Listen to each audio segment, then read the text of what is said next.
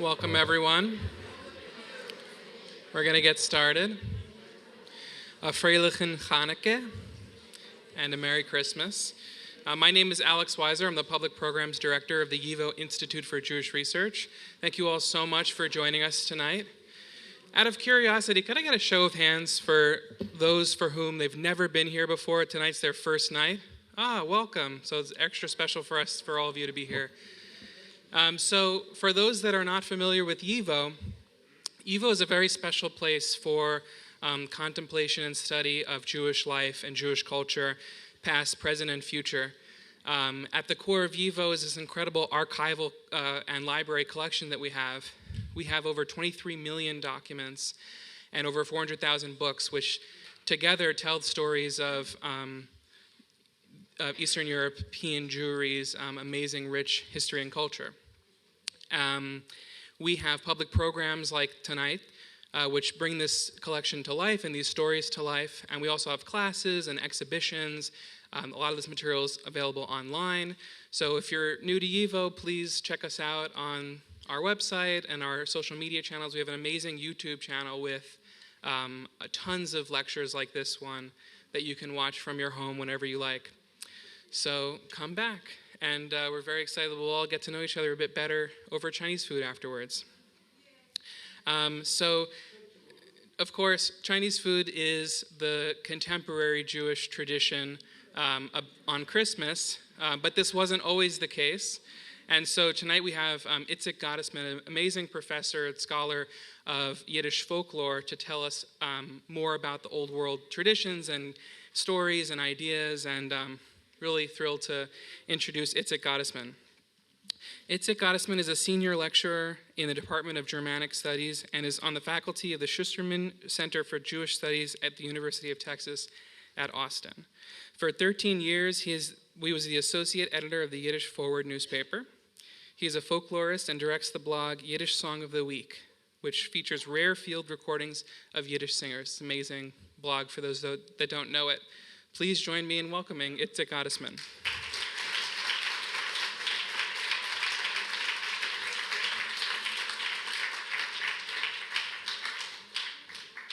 Thank you, Alex. Let's see.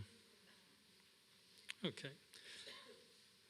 So many of you are familiar with the primary tradition of the Jews in the United States on Christmas Eve, namely eating dinner at a Chinese restaurant, since that had been for many years the only kind of restaurant that was open on this night.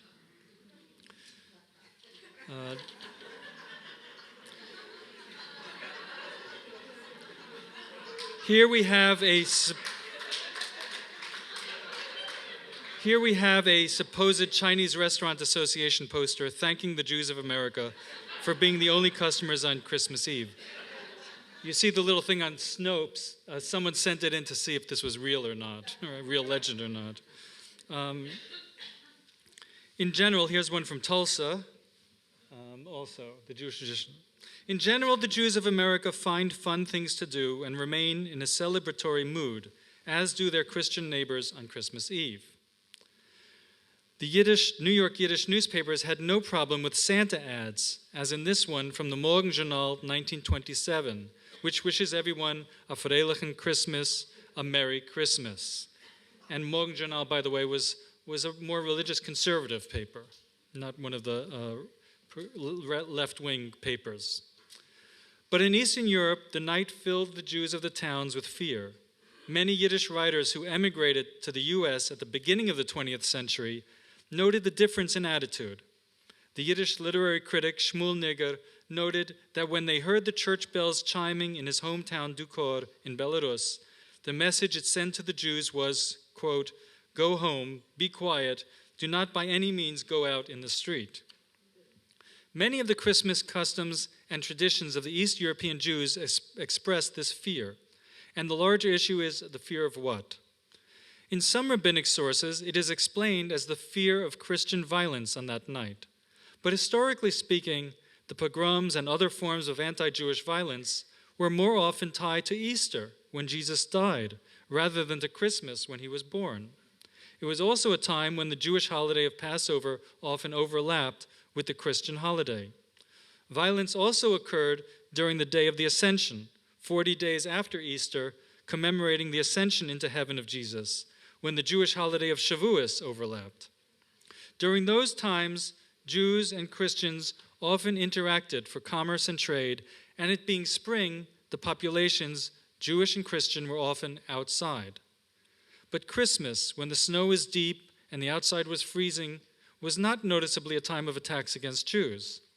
That rabbinic explanation of fear that night was more likely a rationalization to replace the more provocative and mysterious ones, fear of Jesus and fear of the long night.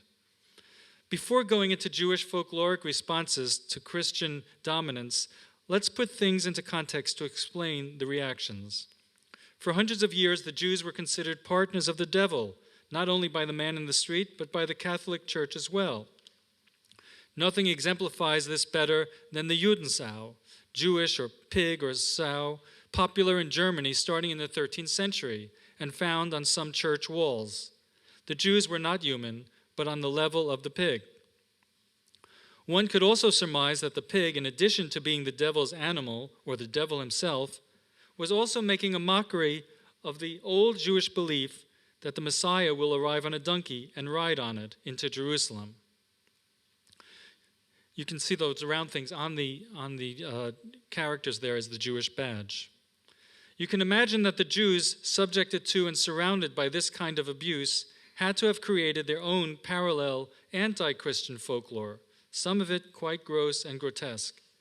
And I can't help pointing out that this anti-Christian, anti-Jesus lore remained an in-group oral tradition with no Jewish violence directed against Christians attached to it, while Christian anti-Jewish traditions certainly led to physical persecutions. But first, some Yiddish terminology.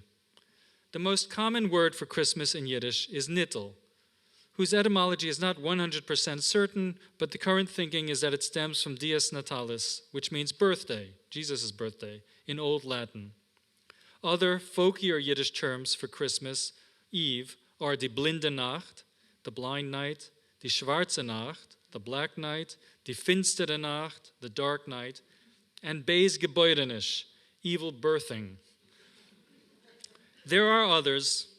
If you spell nittel not with a tes, but with the letter tov, both make the T sound, then it could be interpreted as the hanged one. And this is indeed the oldest spelling of the word.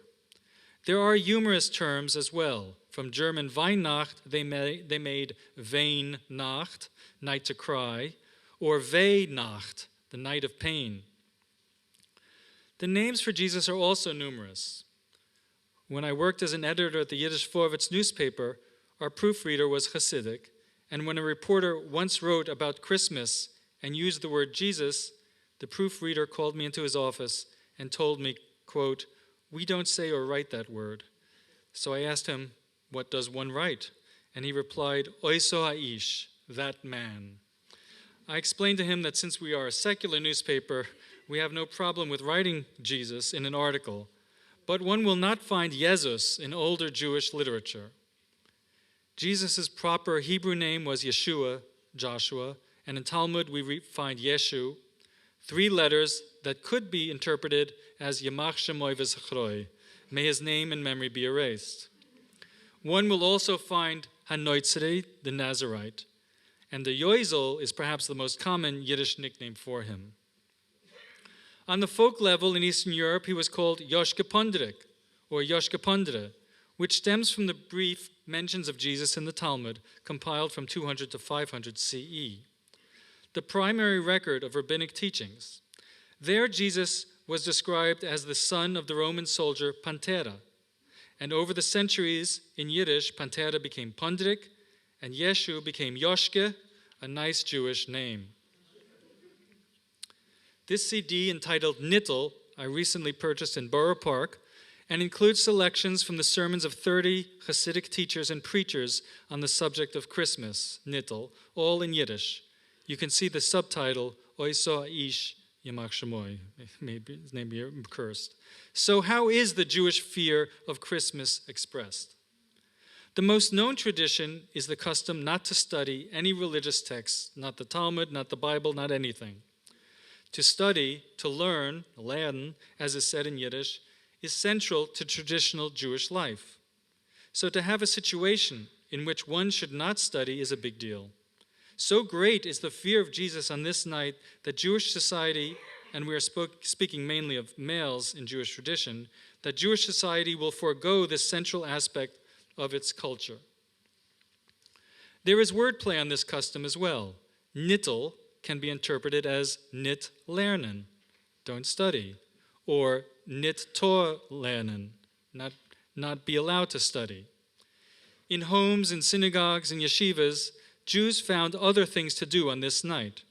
The custom not to study is not mentioned in the Talmud or any medieval rabbinic literature.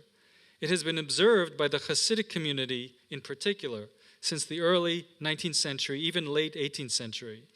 But the custom is mentioned as early as 1609, where it is discussed by an apostate, Johann Adrian. But he alludes to the custom on Ascension Day, not Christmas. From the beginning of this custom, there were dissenting opinions whether it should be followed. The Orthodox Jews in the Lithuanian yeshivas, as they're called, never accepted this practice, insisting that study continue on this night. Legend has it that the founder of the great Volozhina yeshiva in Belarus, Rav Chaim Volozhiner, at first wanted to follow the tradition of not studying, but every time he tried to put a volume of the Talmud on the shelf, it fell out. This happened 3 times, and he realized that this was a sign from the heavens that God wants him to study on that night. It seems that the tradition was also strongest in the Catholic countries who followed the Gregorian calendar, and not those areas of the Eastern Orthodox when Christmas falls on January 7th, Christmas Eve on January 6th, in accordance with the Julian calendar. Before we get to what they did, let's examine why they did not study. One of the reasons given is that to study on this night is to allow Jesus to claim some honor in his name, since he once studied the holy text too. In the Gospel of Luke, Mary and Joseph found the 12-year-old Jesus in the temple, amazing the elders with his learning. In Jewish sources, it is also admitted that Jesus studied with rabbis. Another interpretation of why not to open a book on this night, one might study something which Jesus himself studied, and thereby help his soul, give comfort to his soul in the other world. This expresses the Jewish belief from the Talmud that if you study the law in any person's name in this world, it reaches him in the grave or next world. Others say that on this night we are mourners, saddened by the birth of Christ, and since studying the Torah brings joy, we should refrain from it. Still others say one should refrain from studying only till midnight, then resume, the reasoning being that God should not think we are like the Christians who pray the whole night. Still another reason, Jesus, who wanders this night from house to house, can only rest in a home where one studies and prays. So, therefore, merriment is called for to prevent this. This is an inversion of the wandering Jew legend, a Christian legend that describes how a Jew did not let Jesus rest on the way to the crucifix, and Jesus cursed him to wander forever. When Christians come upon this wandering Jew, they should reject his pleading to allow him to remain and rest, and instead send him on his way. By the way, early German Jewish peddlers who traveled by foot through the South were often mistaken for the wandering Jew. And you can find it in American papers from the 1860s and 70s that wandering Jew spotted near this town. But it was actually a German peddler with a sack on his back walking on the road. What happens if one does study on Christmas? One Hasidic master wrote that when someone tried to study on Christmas Eve, a mean dog appeared in front of his house. And in the Kabbalistic tradition, Jesus is identified as a dog. More generally, in Jewish folklore, dogs are associated with the devil. Dogs as pets for Jews really did not start happening until the early 20th century. Any way you look at it, the Jews believed evil powers were at work on Christmas. So if you did not study Christmas Eve, what did you do? There were no Chinese restaurants in Eastern Europe, and certainly not kosher ones in the 19th and early 20th century. And in any case, you stayed indoors, out of fear. Inside the house, you played games, just like Hanukkah. The children played dreidel, some played cards, and others played chess. Some authorities wrote that you played games to counteract the solemnity of the Christians that night, but it certainly was also to counteract the fear of the long night. Oh, I'm sorry, this is a picture of the Wandering Jew by Duray.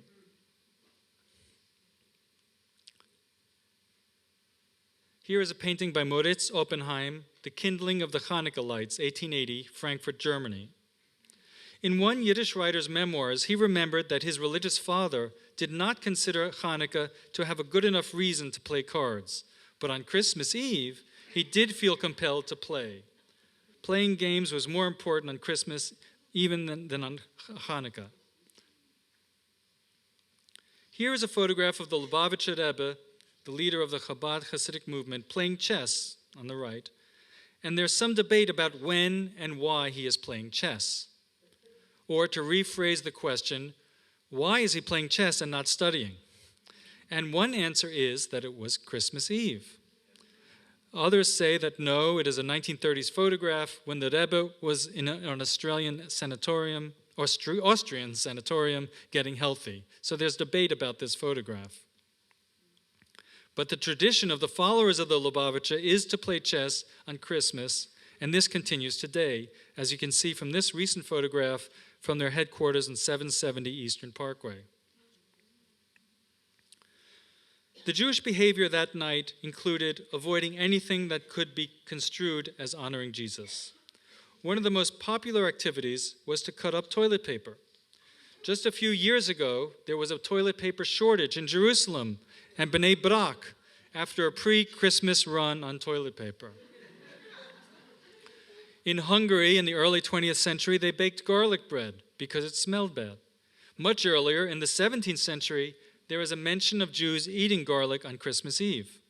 One should note that garlic is also used to keep away all kinds of demons. Many rabbis did not approve of card playing under any circumstances and tried to stamp out the practice. Some succeeded, but most didn't. And so Jews playing cards can be added to other Jewish folk rituals as tashluch and kapporos that were at first not approved of by the official religion, but lived on thanks to folk religious practices. The rabbis had to reinterpret these practices to make them more acceptable. What we have heard mainly till now about Christmas Eve and Jews are descriptions from printed texts by scholars and rabbis. But the practices of the Jewish folk religion were much more diverse. An early collection of these practices and beliefs were recorded in the 1920s and 1930s by the Ethnographic Commission of the YIVO Institute, where we are, the Yiddische Wissenschaftliche Institut, founded in Vilnius, Lithuania in 1925.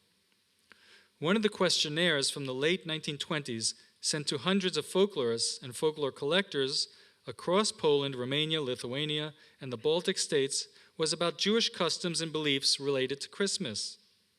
Some of their answers survived the Second World War and can be found in the YIVO archives in New York today, many of them quite vivid. For example, one informant described how Jesus, Joshka Pondrik, flies around and pollutes the homes. If one were to open a book, he will show up in the book like a leprechaun and say, "I studied this too," and ruin the book, either by spitting or urinating on it. Another recounted the belief that if one opened a book, Jesus would appear and ask for money for the time that he spent learning and was never paid for. Important is that the image of a flying demon, Jesus, appears in many of them. So where does this image of a flying Jesus come from? Most Jews in Eastern Europe know about the life of Jesus, not from the Talmud, which contains only fragments here and there, but from a work called Toldos Yeshu in Yiddish and Toledet Yeshu in modern Hebrew, the life of Jesus. It was also called Maaseh Toleh, the tale of the hanged one. This is an anonymous folk narrative that is a satire of the Gospels. There are many versions, and it was passed down in manuscript from father to children. It has existed as a cohesive narrative at least as far back as the 8th century. But some motifs are apparently older than the Talmud, 1,500 years ago. The references to Jesus in the Talmud, which did not place him in a good light, were attacked and censored by the church, particularly and famously in the Middle Ages. Jews argued then that there are many Joshuas, Yeshuas mentioned in the Talmud, and they refer to other people, not Jesus. In a nutshell, the plot of Toldos Yeshu goes like this. Mary was impregnated by a Roman soldier, Pantera, and gave birth to Jesus, a bastard child. When young Jesus came to the temple, he managed to steal the Shem HaMeforesh, the four-letter ineffable name of God, by sewing it into his leg. This gave him great magical powers. I should add, why did he sew it into his leg? Because they had a preventative measure. If someone were to enter the temple and steal the Shem HaMeforesh, there were two dogs at the entrance that scared the person to forget that they had it or what they had. And so Jesus figured out a way to pass these dogs and remember that he had it. So he stole the Shem HaMeforesh, and this gave him great magical powers to revive the dead, to heal people, and to fly in the air. The Jewish leaders of the time were determined to show that he was, in fact, using the powers of the ineffable name, and that he was not the Messiah. So they enticed Judas Iscariot to also sew the ineffable name into his leg. So Jesus takes off into the clouds, and Judas flies up after him. Here is the description of this scene from a 16th century manuscript from Strasbourg. Quote, "The sages of Israel said to Yehuda Iscariot, 'You too mention the letters and fly up after him.' And Yehuda," Judas in other words, "immediately did so. And he flew up to the sky. And the world was amazed how they were flying like eagles, until Yehuda embraced him and soared with him in the sky. Still neither was able to defeat the other, because they were trying to cast each other to the ground with the help of the ineffable name. When Yehuda realized this, he spoiled his dealing and urinated on Yeshu, and he was polluted, and they both fell to the ground, and Yehuda right after him. On account of this story, they weep on their night, and on account of what Yehuda did to him." End quote. Where is the graphic novel for this story is what I want to know. This could be a scene from a Superman comic. And regarding the weeping, remember the nickname of Christmas, one of the nicknames of Christmas, Weihnacht. It seems to have been a Jewish misconception that Christians cry on this night, perhaps confusing it with Easter when he was crucified. But it also highlights a general principle of Jewish folklore that we do the opposite of what they're doing, right? So if we're happy, they're crying. If they're crying, we're happy. Toldos Yeshu continues that since Jesus still has the name in his leg, no tree would allow itself to be the crucifier. So he is hung on a huge, overgrown cabbage stalk. The resurrection was also mocked, and it is told in many versions that he was buried in a vulgar way. This could explain why in Yiddish children's rhymes from Eastern Europe, the references to Jesus emphasize that he is buried in the ground. The first one, Joschke Pondrik liegt in Dreed, ausgezogen wie a Pferd. Right? Can you read that? Joschke Pondrik lies in the earth, stretched out like a horse. Then there's a counting out rhyme. Pantoffel, Pantoffel, der Himmel is offen. Fanti, Fanti, der Himmel ist zie. Der goyische Gott, liegt in Feld. Hat a Macke, nicht kein Geld. Slipper, slipper, the heaven is open. Fanti, Fanti, the heaven is closed. The non-Jewish God, he lay in the field. He has a plague, meaning nothing, not any money. Unser Gott sitzt in Himmel und gibt zu essen Brot mit Kimmel. Seher Gott steht in Feld und hat a Macke, nicht kein Geld. Our God sits in heaven and feeds us bread with caraway. Their God stands in the field and has a plague, not any money. Again, the same rhyme. And then there's the Yiddish saying, nicht gestoigen, nicht geflogen, which is used to mean, in common Yiddish, just means nonsense, it never happened. But literally means he did not rise, he did not fly. So there is this whole folklore emphasizing the fact that there was no resurrection, in other words, that he is actually buried like everyone else. There are numerous testimonies that this mocking history of Jesus was read out loud, either in Hebrew or Yiddish, for an audience on Christmas Eve in homes across Eastern Europe.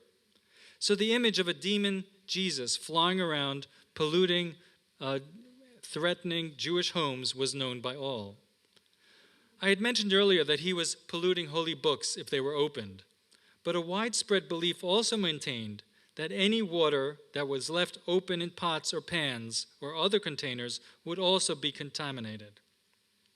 Therefore, the tradition was to cover the containers of water with something made of iron. I might as well throw in here that I learned about this first from my father, who said, it's Christmas Eve, we have to cover the pots with iron. And I said, what are you talking about? But then I realized how interesting it gets, because covering the pots is a Jewish winter solstice custom that has been transferred to Christmas from December 21st to December 25th. Remember, Christmas chose December 25th quite arbitrarily as Jesus' birthday. It's never mentioned in the Gospels when he was born, but it certainly is in relationship also to the winter solstice. So why does iron prevent contamination? Folklorically speaking, iron is the metal of weapons and warfare, and evil spirits are afraid of it. Iron was also discovered after the Stone Age. This is in the folk imagination. So the time period when demons were created was the Stone Age, and there was thus another reason demons were powerless against it. Iron was also discovered in the Iron Age, right, after the Stone Age. Jewish folklore often has a natural component and one based on text. So in this case, the power of iron is also explained by the 4 letters that comprise the word for iron in Hebrew, barzel. The 4 letters, B-R-Z-L, are understood to stand for the 2 wives and 2 concubines of biblical Jacob, Bila, Rachel, Zilpah, Leah, B-R-Z-L. Thanks to their merits, iron works as a preventative material. In other sources, it adds that thanks to those 4 women, the 4 evil spirits, klippus usually, is the term they use, that come out on the 2 equinoxes and 2 solstices to cause this. Those 4 women defeat the evil spirits that come out on the equinoxes and solstices to cause destruction. What has apparently happened over the centuries is that on the folk level, the customs of winter solstice, Tekufas Tevis, and Jewish Christmas traditions have merged. Just as pagan solstice customs and Christian Christmas customs also combined hundreds of years ago. How old are Jewish solstice equinox customs? Here is a photo of the mosaic in Beit Alpha in Israel. Perhaps you've been there, a synagogue from the 6th century CE. An angel guards each season, right? In each corner you see an angel there guarding each season, and on the 4 equinoxes and solstices. On those days, the angels change guard, right? On the 4 seasons we're talking about. The days that each season changes, the angels that protect them change guard. And so the earth is unguarded that night. Since the earth is not guarded on those nights, there are drops of blood that are ready to pollute the waters. And 4 biblical stories involving water and blood provide the reasoning. Moses and the rock, Abraham bringing Isaac to the sacrifice and the river, in Moses and turning water into blood. And for the winter solstice, it is the story of Yiftach, from the book of Judges. This is briefly the story. As he was going out to war, he made a vow to sacrifice whatever would first come out the door upon his return. And it was his daughter. He kept his vow, and it is her blood that hangs over the earth and is released on the winter solstice. There is great fear among Jews on the night of Christmas, but I would argue that it is also the fear of the long night of the winter solstice, the longest night of the year. While most peoples around the world celebrate this night because the light will from now on defeat the darkness, so to speak, the Jews see no joy and emphasize the darkness, not the light. And remember, we're a lunar people, right? And so on the winter solstice, you could say that the sun sort of starts to defeat the moon. Okay? It's one way to look at it. I would like to point out an interesting aspect of Jewish and non-Jewish folklore and how they complement each other at this time of year in Eastern Europe. As we have seen, the Jews stay inside, not only because it's cold, but because of fear of violence, fear of evil spirits, and fear of the long night. But when we look at the folklore of the co-territorial peoples, the Ukrainians, Poles, Lithuanians, we see they have a number of customs of walking, parading, making merry outside. Singing Christmas carols would be the most internationally known custom. But in one Polish custom, it is believed that whomever you meet first outdoors on that day will determine your fate for the next year. So during the year, meeting a Jew or someone from the Romani people is considered bad luck. But on this day, in classic topsy-turvy carnivalesque thinking, meeting a Jew or Romani brings good luck. But where is the Jew? Inside.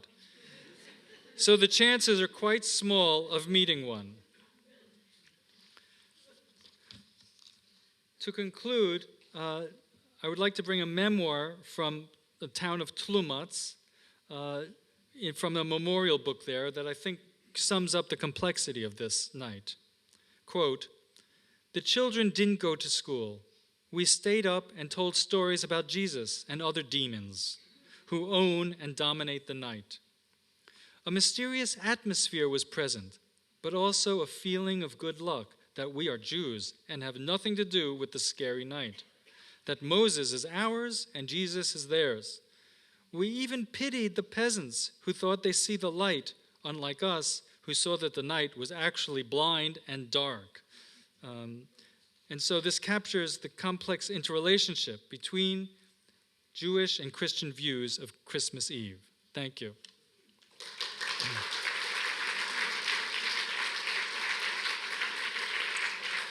So we're going to take questions. Does anybody have any questions?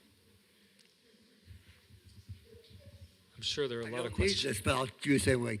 It's always been my opinion that it seems extremely counterproductive to not study on Christmas.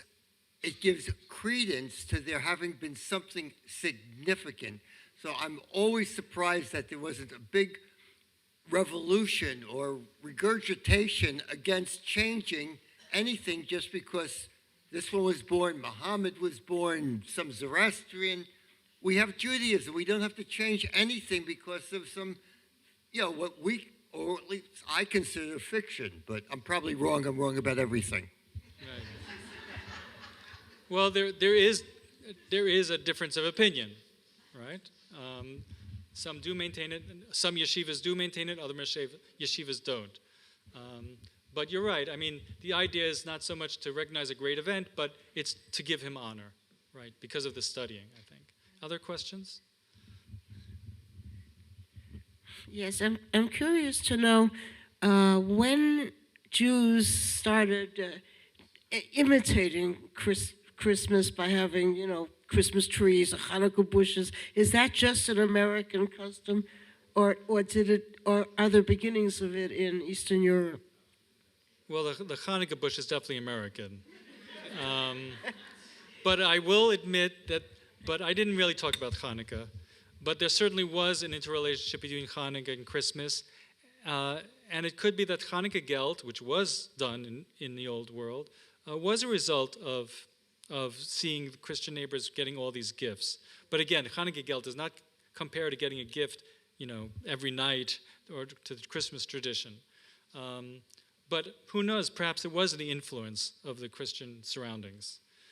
Other than that, what you had mentioned was mainly American customs.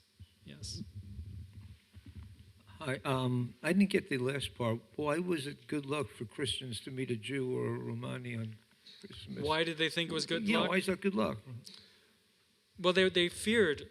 They thought it was a religion of horrible, scary things happening in their religion. From the child's perspective, what did he know about Jesus? He knew that Jesus was a demon flying around causing evil. No, I didn't mean that the Christians didn't think it was good luck to be a Jew. This was just the Jewish viewpoint of it. To meet a Jew on Christmas Eve. To be a Jew on Christmas To Eve. meet a Jew in the street. Oh, I see. Let's take Purim, for example, right? You're supposed to get so drunk on Purim, you don't know the difference between Mordechai and Haman, right? That's what we call like carnivalesque. Things get turned upside down. And so during the year, what can I say? If you're an anti-Semite, really, you didn't like the Jews. You didn't really want to meet them. But on this particular day, again, in reverse thinking, it would bring you good luck to meet one. But nobody sort of compared the two behaviors of the two peoples. They're inside, not coming out, so you're not going to meet one, right? And I think it developed because of that custom. Yes.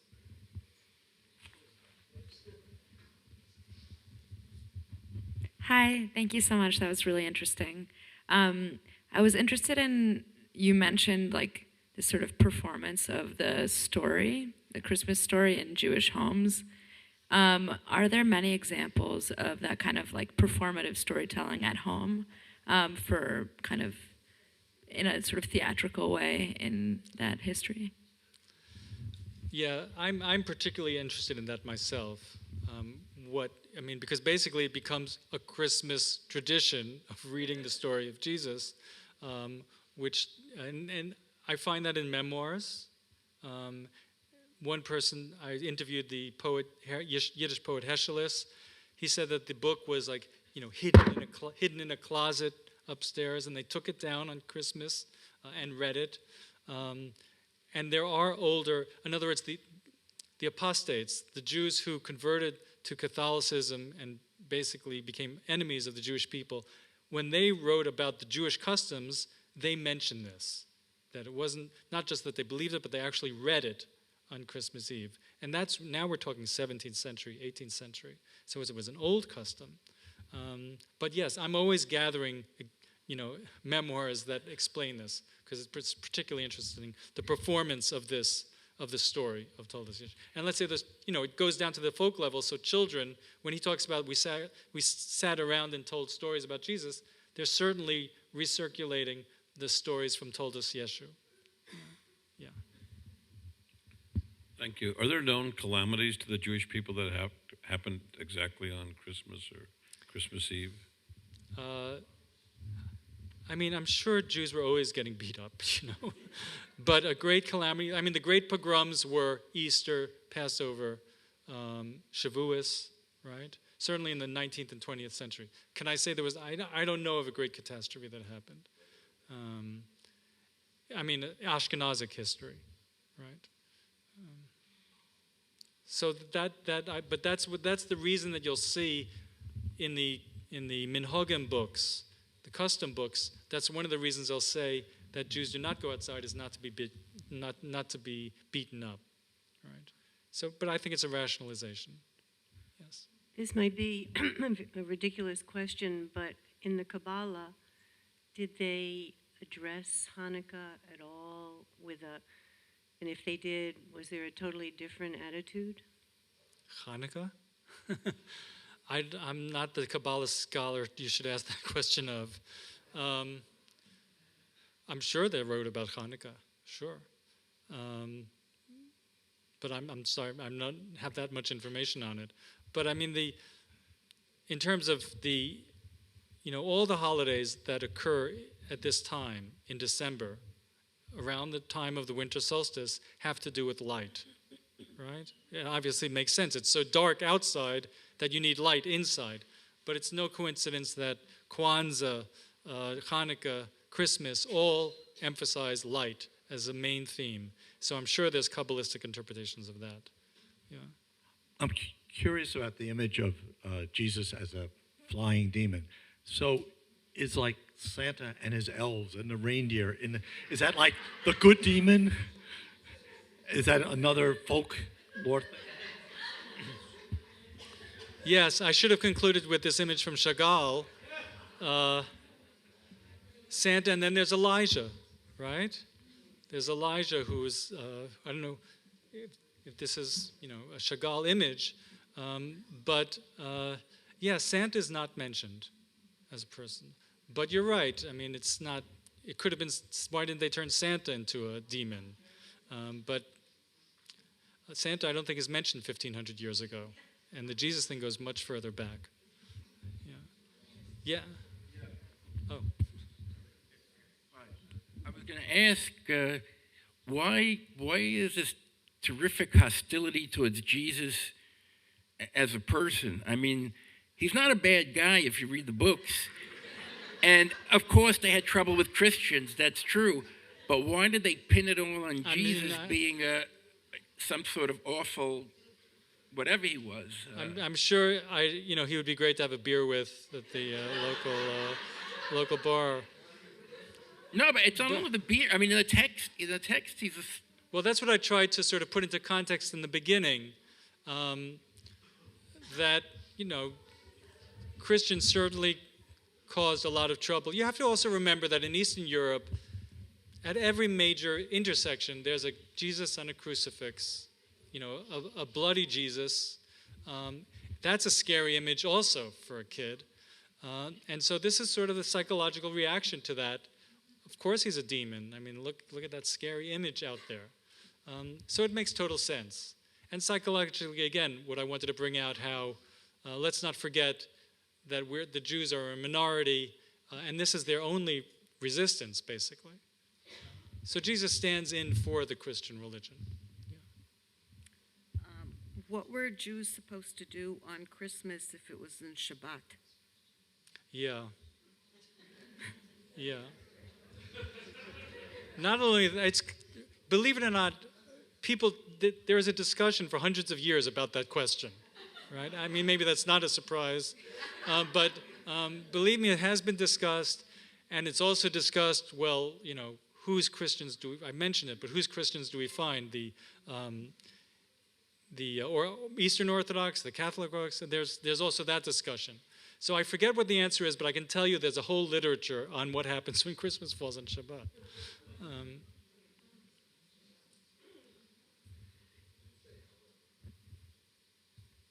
Hi, thanks again so much. This is really fascinating. So you're talking mostly about the Eastern European Jewish tradition, and I'm curious how these traditions were similar to or different from other European Jewish societies in the German lands and in countries like France that were culturally distinct but also surrounded by Christian majority societies, if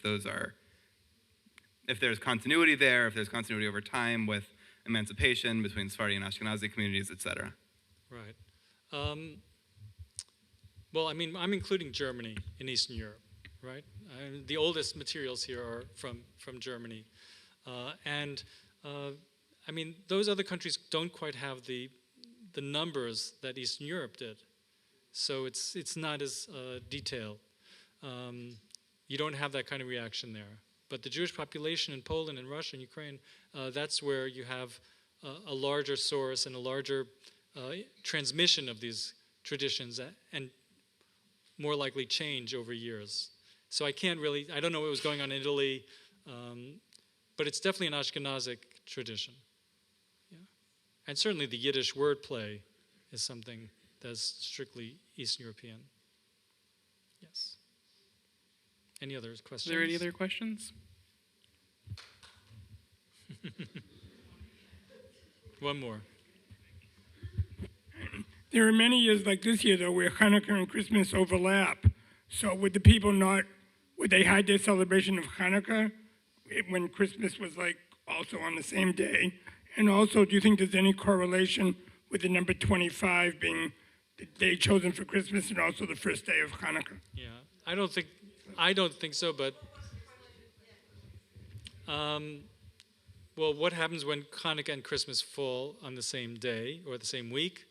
I would have to say that Hanukkah takes preference, right? And there's one night, but probably the night of, I mean, it doesn't totally contradict that on the night of Christmas you wouldn't study. What was the other question? 25 Kislev, you mean, as opposed and 25. I'm sure someone has written about that correlation, but I don't know about it. I didn't come across it in the literature. Yeah. Well, on that note, thank you very much.